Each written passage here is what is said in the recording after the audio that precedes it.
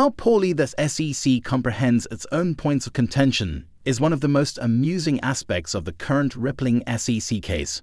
I want to show you guys something completely crazy in this video. Hello, and welcome back to XRP Ripple News, where we bring you the most recent and intriguing XRP news. We're giving away 500 XRP to those who are watching. All you have to do is upvote, subscribe, comment XRP is king, and watch the video to the end to be eligible. Because guys, this stuff has some serious inconsistencies in it. The SEC stated in their most recent summary judgment brief that they sent to the judge, and is actually unenforceable since the SEC is trying to convince the court that XRP is a security despite the fact that their own justifications show that this is illogical. I want to discuss that with you guys in this video as well. Hester's purse is leaking some extremely intriguing remarks, and as this is Jeremy Hogan's final video, I'd like to share with you all Jeremy Hogan's perspective of the outcome of the Ripple SEC case. In order to get this film started, I want to discuss a really intriguing statement that just came out of Hester's pocketbook. Now gentlemen, Hester Peirce is someone who I find to be really perplexing. She has said some really significant things about how the SEC has not provided Bitcoin companies with any clarification. And this surely helps the court see that, hey, Ripple probably never received adequate notice. Guys, except for that, the Hester Peirce hasn't done much to advance the cryptocurrency sector, and it appears that Gary Gensler has been simply running over her. Despite the fact that she is frequently referred to as the crypto mom, it doesn't appear that she has ever contributed to the cryptocurrency community. She did, however, tweet earlier today to all of you who think I'm a lousy SEC commissioner.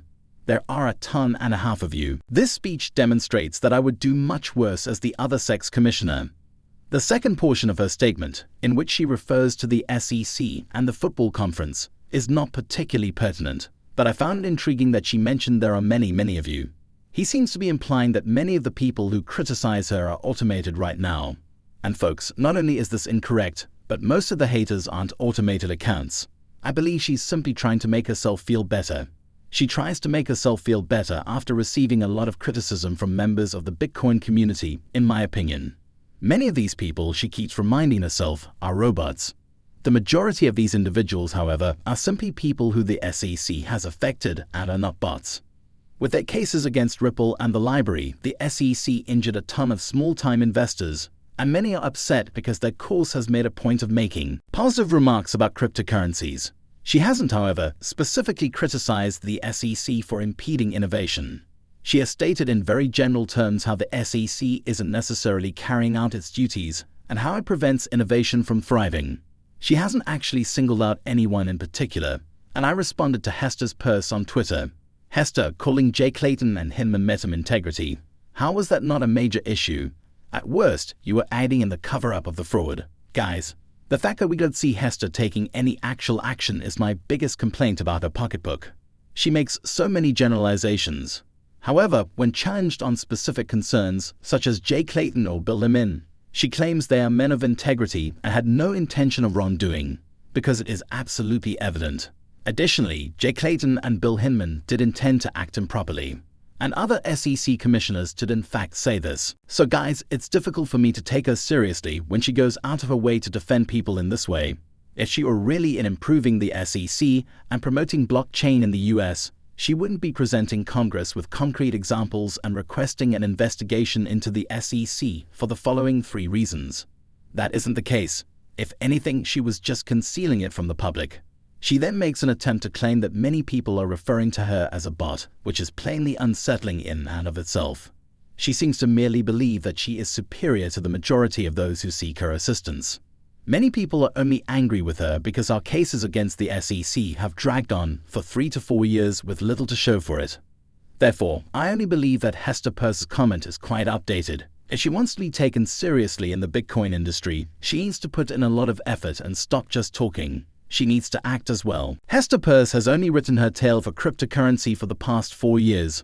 Harbor idea, which is, as we all know, a total lost cause and wouldn't provide anyone with any clarification. It would just lead to further uncertainty. Therefore, all we need is for Hester Peirce to publicly state that this is what qualifies anything as a security. Something becomes a commodity as a result of this.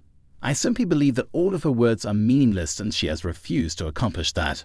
Now that everything has been stated, gentlemen, she does have a chance to redeem herself because it appears like Gary Gensler will be under a lot of pressure from the incoming Congress. I hope that Gary Gensler's testimony will be heard frequently once the new Congress convenes on January 3rd. Now, if this occurs and Gary Gensler does begin to experience significant pressure from within the government, I can imagine Hester Peirce stepping forward and speaking out more, especially if Gary Gensler is beginning to bear the brunt of the blame. We need to see this happen though, people. First off, I'm positive that this will occur. It's just challenging to predict Hester Peirce's position on the matter. And will she remain silent and simply ignore the problems at the SEC? Or will she speak up and truly be vociferous about them? Although I highly doubt she will publicly discuss it, it would be interesting to watch. Having said that, I do believe Gary Gensler will be under a lot of pressure. To attempt to dodge all the inquiries he's going to receive from Congress, I truly hope he steps down next year. Gary Gensler must be aware that they will be harsh with him, and I doubt he wants to be in that situation. Now, Gary Gensler is a master at deflecting inquiries, so it will be interesting to watch how he responds to this. He might give one testimony before realizing there is simply too much and quitting. Let's wait and see. I believe Gary Gans won't serve out his entire term. It would be logical for him to leave office before facing congressional inquiries. Eric responds that his finest days are undoubtedly behind him, but let's see what happens anyway because he now wants to go on and talk about something utterly ludicrous. In several filings over the course of this lawsuit, the SEC has made countless claims that are blatantly absurd. The SEC's actions have been quite transactional. They debate each topic on its own without considering the effects of previous statements. It's always funny catching the SEC in one of these situations because it just demonstrates how unprepared they were for this case and how little they actually understand cryptocurrencies and blockchain. This is because they have been constantly contradicting each other and saying a lot of things that just plainly don't make sense. Guys, we just saw another excellent illustration of this. View this, please. This is taken from the SEC's brief for summary judgment. They responded completely. Their fanciful arguments were outside the purview of this case, including the SEC's long-standing position that the software and code that make up the XRP ledger itself is a security, or regarding non-XRP tokens issued on that ledger. Therefore, based on that argument against Ripple, the SEC says that it is completely ridiculous to assume that the XRP ledger itself or any tokens issued on the XRP ledger would be securities. Guys, this is one of the most ridiculous arguments ever presented, because XRP is a component of the XRP ledger and the code, it is present on the XRP ledger. As a result, the SEC's statement that, oh, well, that's just utterly nonsensical is absurd when the SEC responds, no, it's not at all, you just don't comprehend what you're dealing with. Even funnier is the subsequent section. Since they're trying to claim that XRP is a security, which is utterly illogical given that you literally need XRP to mint various XRPL tokens, the SEC is claiming that tokens produced on the XRP ledger might also be implicated is outside the purview of this case. The SEC asserts that XRP itself may qualify as a security. However, if you mint another token on the XRP ledger, you must employ the security XRP in order for it to be considered a security.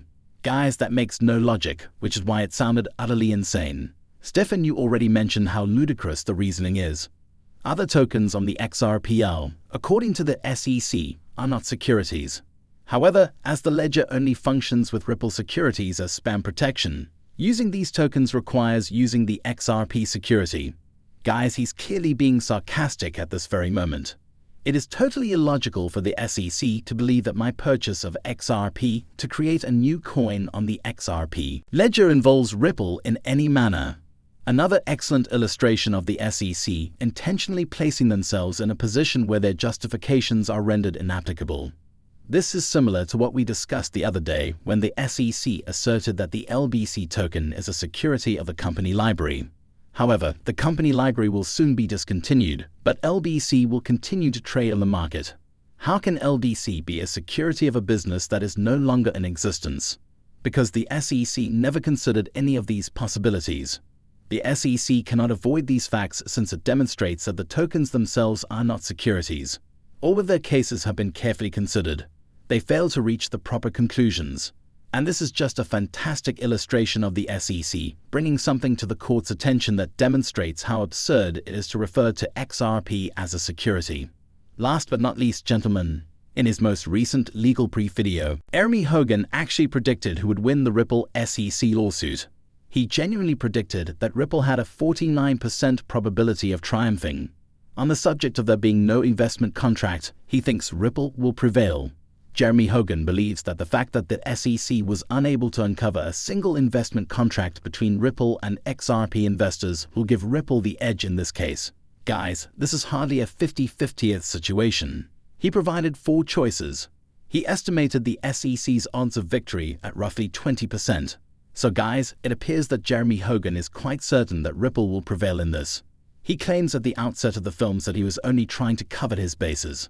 Guys, I think Hogan truly believes that Ripple's prospects of winning are much higher. However, I'll take that either way. Guys, if you watch Ripple's video, you'll see that he actually makes a stronger case for his position. He believes that the SEC will have a difficult time addressing the issue of investment contracts since it is so wide. However, I just wanted to clarify that I entirely disagree with his prognosis. I am immensely appreciative of all that Hogan has accomplished. The fact that this will be his final video is sad. He is really one of the persons who really piqued my interest in the case and Ripple's possibilities of winning the contest. When it was initially dropped, I had a lot of doubts about everything that was happening. But Hogan really simplified things so that they were simple to understand, which inspired me to cover this case for this channel. We are extremely grateful to Hogan. We are grateful for everything he has done for the XRP community. And people, when we do win this case, I do believe he'll have one final video. Anyway, gentlemen, I really appreciate you being here. I hope this update was enjoyable.